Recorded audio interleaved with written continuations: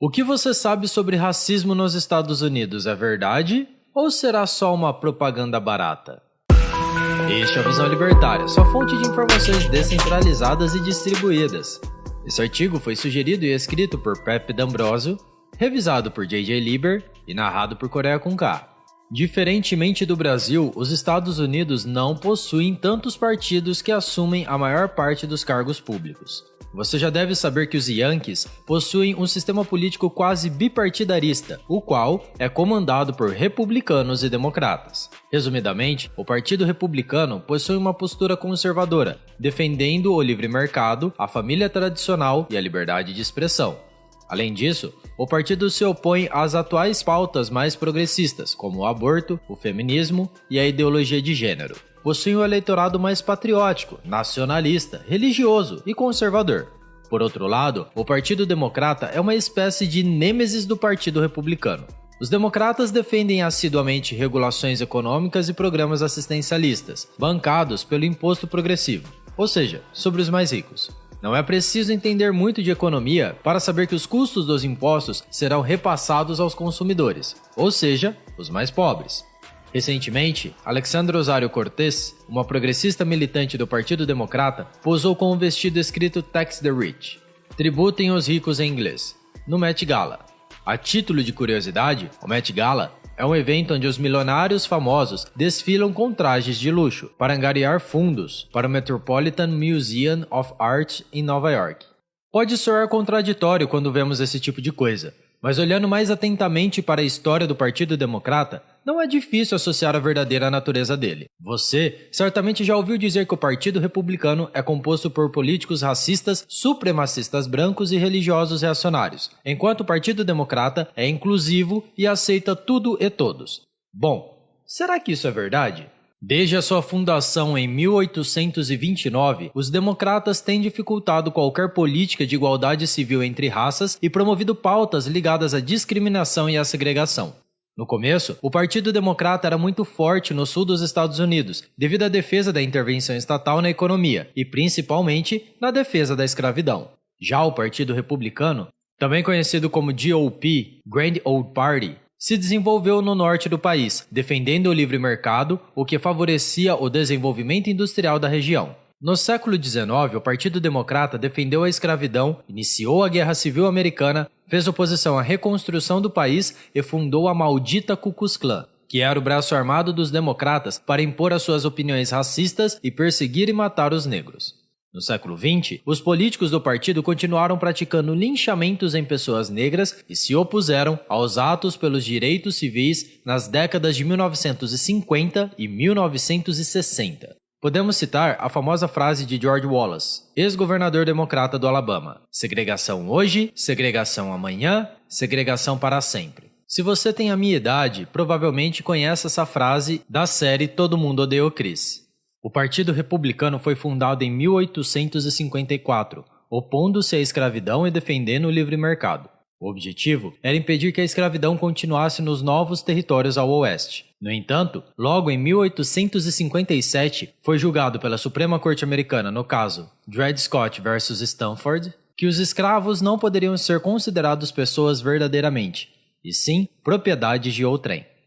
Nessa ocasião, 7 juízes votaram a favor da escravidão, todos democratas, e outros 2 juízes votaram contra, ambos republicanos. A questão da escravidão foi se resolver com a Guerra Civil Americana, que durou de 1861 a 1865, e que ceifou a vida de centenas de milhares de soldados americanos. Vale ressaltar que a principal motivação da Guerra da Secessão Americana foi o excesso de influência do governo central sobre a autonomia dos estados. Logo após a vitória republicana na guerra, Abraham Lincoln, o comandante-chefe das tropas do norte, assumiu a presidência do país. No entanto, 6 dias após a rendição dos confederados, Lincoln foi assassinado com um tiro covarde na nuca pelo democrata John Wilkes Booth. Assim, o vice-presidente democrata Andrew Johnson assumiu a presidência do país e não seguiu com os planos de integração social que Abraham Lincoln propunha para os negros. Johnson e os democratas fizeram oposição à 13ª Emenda,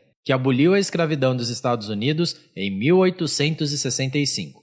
A 14ª Emenda, que deu cidadania aos negros em 1866, e a 15ª Emenda, que deu direito ao voto aos negros em 1869. Todas aprovadas devido ao intenso apoio republicano. No Sul, quando os democratas se estabeleceram novamente após a Guerra da Secessão, os estados aprovaram os Black Codes. Pessoas negras foram impedidas de terem propriedades e de empreender. Além disso, foram criados impostos para votar, o que obviamente excluía os mais pobres, ou seja, os negros. Mesmo que uma pessoa negra tivesse acumulado algum capital, ela ainda teria dificuldade em votar, pois foram criados testes de alfabetização que definiam se a pessoa poderia votar ou não. Isso tudo só foi possível graças ao terror promovido pela Ku Klux Klan, fundada pelo democrata Nathan Bedford Forrest. Curiosamente, o primeiro filme reproduzido na Casa Branca foi O Nascimento de uma Nação, originalmente chamado de The Klansman, por um presidente democrata, Woodrow Wilson, que governou os Estados Unidos de 1913 a 1921. Durante as décadas de 1950 e 1960, a única oposição forte à Lei dos Direitos Civis de 1964 veio do Partido Democrata. Nessa ocasião, mais de 80% dos republicanos votaram a favor das medidas de igualdade civil. Por outro lado, menos de 70% dos democratas foram favoráveis a essas medidas. A segregação e o racismo se mostraram ineficientes no longo prazo. Então, o Partido Democrata mudou de estratégia. Se os negros estão indo votar, eles devem votar nos democratas. Lyndon Johnson, ex-presidente dos Estados Unidos, disse: "I will have those niggers voting for Democrats for the next 200 years." Que significa: eu vou ter esses crioulos votando nos democratas pelos próximos 200 anos. Com a saída de Jimmy Carter do poder, que tinha baixíssima popularidade entre os americanos, entrou Ronald Reagan, um ator da era do ouro dos filmes de Hollywood e que denunciou a infiltração comunista dentro do cinema americano. Antes de continuarmos com a sequência presidencial americana, vale a pena enfatizarmos a influência comunista no cenário americano, que foi testemunhado por vários artistas do meio. Astros como Walt Disney e Elia Kazan também denunciaram a presença soviética em Hollywood. A obra-prima de Elia Kazan, Sindicato de Ladrões, protagonizada por Marlon Brando, denuncia um sindicato extremamente violento que estabelece um sistema que explora os trabalhadores de um cais nos Estados Unidos. O filme mostra a realidade por trás do comunismo e como eles parasitam o tecido social a fim de promover a violência e enriquecer os seus líderes sindicais. Décadas depois, em 1999, quando Elia Kazan, que tinha 89 anos na época, foi receber um Oscar honorário e dezenas de artistas se recusaram a aplaudi-lo, comprovando a insatisfação da elite hollywoodiana com o diretor. Enfim, a vitória de Reagan foi um marco para toda uma geração americana. Por mais que não tinha sido brilhante economicamente, pois aumentou consideravelmente os gastos públicos, Reagan foi uma resposta cultural contra os valores que subverteram o americano e a propriedade privada na overdose hippie dos anos 1960 e 1970. Impecável na comunicação, Let's Make America Great Again era o slogan do presidente, que veio para lavar a fraqueza que os democratas instauraram na América. Foi nessa época que filmes como Rambo, Rocky Balboa, Exterminador do Futuro e Top Gun foram lançados,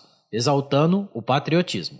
Reagan encerrou os seus 2 mandatos presidenciais com uma popularidade altíssima, sendo sucedido pelo seu colega de partido George Bush, que não era tão carismático assim. Com essa derrota, o Partido Democrata se radicalizou e figuras como Bill Clinton começaram a ter relevância no espaço público. Enfatizando ainda mais o feminismo, o aborto e as políticas sociais, Clinton assumiu a presidência, onde ficou até 2001. Foi sucedido pelo filho de Bush, George W. Bush, que também ficou na presidência por 2 mandatos, teve de lidar com a pressão do 11 de setembro e diversos conflitos.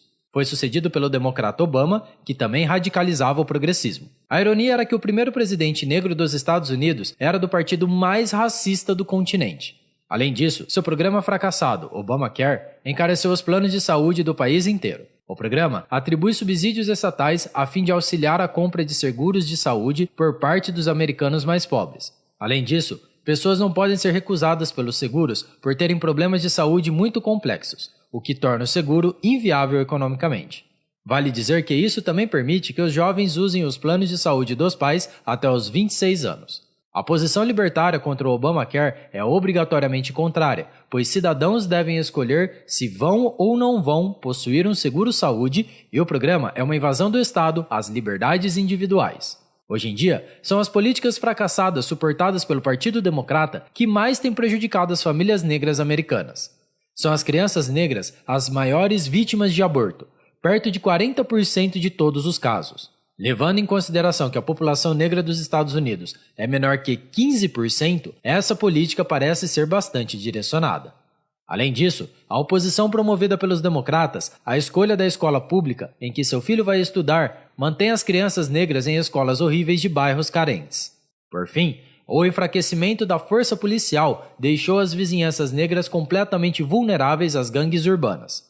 No entanto, se você for negro e apoiar a direita, os progressistas te chamarão de Uncle Tom, o mesmo que Capitão do Mato no Brasil.